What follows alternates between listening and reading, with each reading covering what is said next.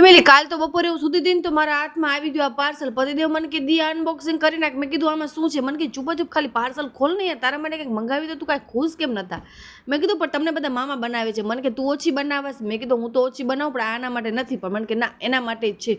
વેસ્લિન જેવી સુગંધ આવતી હતી યાર, આ ચીરવા મને ક્યાં કામ આવશે. પછી બધા જમવા બેસી ગયા. મને જમવાની ક્લિપ લીધા હું ભૂલી જાઉં છું. જે તમે બધા પહેલાં જોતા હતા ને લૂડો લૂડો લૂડો લૂડો, હવે તમે કેરમ કેરમ કેરમ. મારા ખ્યાલથી થોડાક દિવસ તો હવે કેરમ જ હાલશે. તો અમે બધા કેરમ રમવા બેઠા હતા અને પછી મેં પણ કીધું હાલો હું પણ આવું મેદાનમાં. તમને શું લાગે મને આવડતી હશે કે નથી આવડતી કેરમ રમતા? આજે મને કમેન્ટ કરજો કે દિયાને કેરમ રમતા આવડતી હશે કે નથી આવડતી. અને આ હું પહેલી વાર રમવા બેઠી હોઈશ કે નહીં. અને પછી આપણે છે ને જ્યાં રૂપાળું થવું પડશે, બહુ કારી થઈ ગઈ છું. તો મેં જે હું કહેવાય ને દવા લીધી હતી, મેં તો આજકાલ હું દવાઈ નથી લગાવતી. પણ વળી પાછી લાઈન ઉપર આવી ગઈ છું. મેં હાલો ધીમે ધીમે પોતાની પણ કેર કરીએ. તો સૌથી પહેલાં જે ક્રીમ હતી જેલ હતી લગાવી કરી અને પછી હું પાછી મારા બેડશીટ ઉપર આવી ગઈ. હવે જો હું એ વિચાર કરું છું કે જો મારા પગ ઉપર મેં આ ક્રીમ લગાવી પણ લીધી, પછી હું સુઈશ તો બધું નીકળી જશે.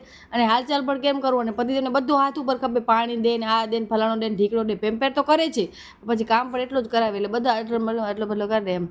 એટલે ટૂંકમાં એમ કહું હા ધ્યાન રાખે છે ને કે વળી મને કહેશે દી આટલો કરતા ને તું મારો કોઈ વખાણ ન કર. પછી રાતના સૂતે પણ એક ખાખરો ખાઈ ગઈ. બહુ વળી પાછી જાડી થતી જાઉં નહીં. શું કહો છો? ચલો બાય, કાલે મળીએ.